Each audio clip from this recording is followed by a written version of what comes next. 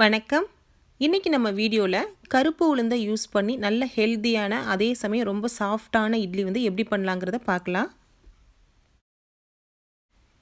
இப்போ நாம் கருப்பு உளுந்தில் இட்லி பண்ணுறதுக்கு 1 கப் அளவுக்கு உடைச்ச உளுந்தை நம்ம யூஸ் பண்ணிக்கலாம். நம்ம உடைக்காத முழு உளுந்தாக எடுத்திங்க அப்படின்னா அது ஊறுறதுக்கு ரொம்ப டைம் எடுக்கும். இந்த மாதிரி உடைச்ச உளுந்தாக நம்ம எடுத்து யூஸ் பண்ணிக்கலாம். இப்போ 1 கப் அளவுக்கு உடைச்ச கருப்பு உளுந்தை எடுத்து நம்ம பாத்திரத்தில் சேர்த்தாச்சு.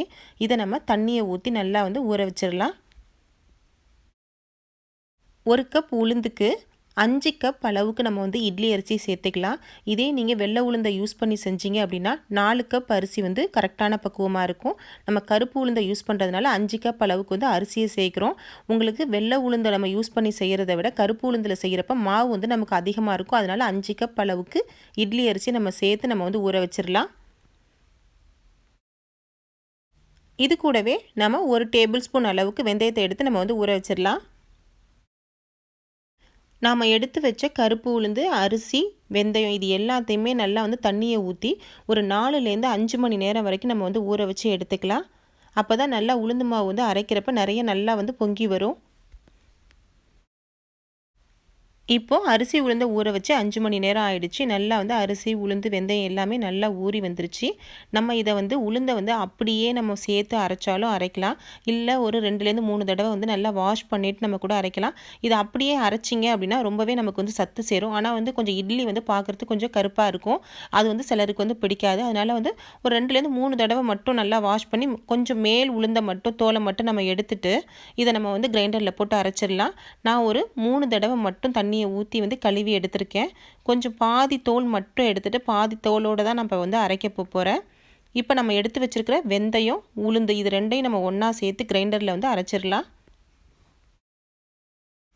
இப்போது வெந்தயத்தையும் உளுந்தையும் ஃபஸ்ட்டு நம்ம கிரைண்டரில் சேர்த்து அரைச்சிருவோம். எப்போயுமே நீங்கள் அரிசி உளுந்து அரைக்கிறப்போ நீங்கள் உளுந்தை ஃபஸ்ட்டு அரைச்சிட்டு நீங்கள் ரெண்டாவதாக நீங்கள் அரிசியை அரைக்கிறப்போ உளுந்து மாவு உங்களுக்கு நிறைய வரும். உங்களுக்கு லாஸ்ட்டாக கழுவுறதுக்கும் உங்களுக்கு ஈஸியாக இருக்கும். இப்போ நல்லா ஓரளவுக்கு உளுந்து மாவு நல்லாவே அரைஞ்சி வந்துட்டுருக்கு.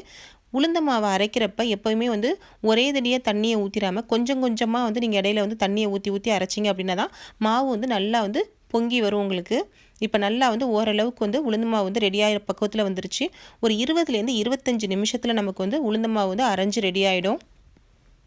இப்போது உளுந்து மாவு நல்லா அரைஞ்சி ரெடி ஆகிடுச்சு. நம்ம இதை எடுத்து பாத்திரத்துக்கு வச்சுட்டு நம்ம கிரைண்டரை ஒரு நிமிஷத்துக்கு மட்டும் ஒரு 1/2 டம்ளர் தண்ணியை ஊற்றி ஓட விடலாம். ஏன்னா நம்ம அரிசியை போடுறதுக்கு முன்னாடி இந்த மாதிரி தண்ணியை ஊற்றி ஓட விட்டுட்டு நம்ம அரிசியை போட்டோம் அப்படின்னா அரிசியெல்லாம் கல்லில் தேங்கி நிற்காமல் நல்லா சரசரன்னு ஓடி வந்துடும். இப்போ நல்லா அரிசி மாவு அரைஞ்சிட்டு இருக்கு. இதையும் ஒரு 20லேருந்து 25 நிமிஷத்துக்குள்ளே நல்லா ரெடியாகி வந்துடும். நம்ம அரிசி மாவை எடுத்துடலாம். இப்போது ரெடியான அரிசி மாவையும் உளுந்த மாவையும் எடுத்து நம்ம பாத்திரத்தில் வச்சாச்சு.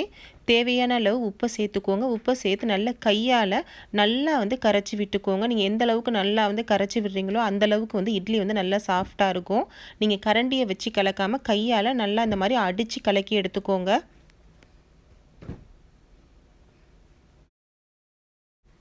இப்போது அரிசியையும் உளுந்தையும் நல்லா நம்ம கரைச்சி வச்சாச்சு. இதை ஒரு 8லேருந்து 10 மணி நேரத்துக்கு நம்ம அப்படியே வச்சு புளிக்க வச்சிடலாம். மாவு நல்லா புளிச்சு வரட்டும். இப்போது நல்லா மாவு புளிச்சு ரெடி ஆகிடுச்சு. நம்ம இதை இட்லியை ஊற்றி ரெடி பண்ணிடலாம். இந்த மாவை இட்லி மாவை எப்போயுமே நீங்கள் ஊற்றுற டைமில் அதிகமாக நீங்கள் கரண்டியை வச்சு கலக்காமல் மேலாப்பில் ஒரு 2 தடவை 3 தடவை மட்டும் லைட்டாக மிக்ஸ் பண்ணி விட்டுட்டு நீங்கள் இட்லியை ஊற்றுனீங்க அப்படின்னா இட்லி ரொம்பவே சாஃப்டாக இருக்கும்.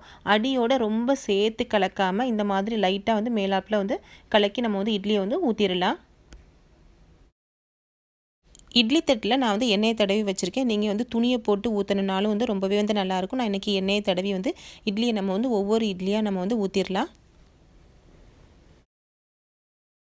இப்போ நான் எடுத்து வச்சுருந்த 3 தட்டிலையும் நம்ம இட்லியை ஊற்றியாச்சு. இதை நல்லா நம்ம இட்லி ஊற்றுறதுக்கு முன்னாடி இட்லி பானையில் தண்ணியை வச்சு நல்லா கொதிக்க வச்சிடலாம். நம்ம ஊற்றின இட்லியை ஒவ்வொரு தட்டையாக நம்ம இதில் அடுக்கி நல்லா மூடி வச்சிடலாம்.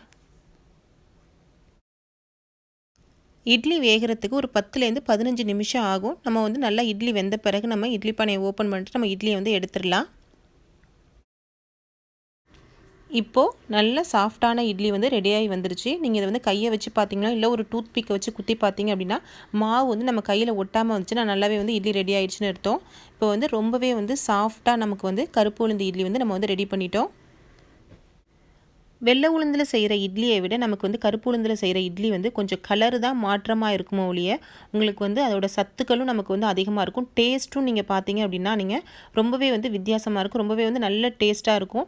நீங்கள் இதை யூஸ் பண்ணிவிட்டு மறுபடியும் நீங்கள் வெள்ளை உளுந்து இட்லி நீங்கள் செஞ்சு சாப்பிட்டீங்க அப்படின்னா அந்த இட்லி வந்து பிடிக்காமல் போகும். அந்தளவுக்கு நமக்கு வந்து வித்தியாசம் இருக்கும். ட்ரை பண்ணி பாருங்கள். ஃப்ரெண்ட்ஸ், உங்களுக்கு இந்த வீடியோ பிடிச்சிருந்துச்சுன்னா லைக் பண்ணுங்கள், உங்கள் நண்பர்களுக்கெல்லாம் ஷேர் பண்ணுங்கள். கூடவே எங்கள் சேனலை மறக்காமல் சப்ஸ்கிரைப் பண்ணுங்கள். தேங்க்யூ.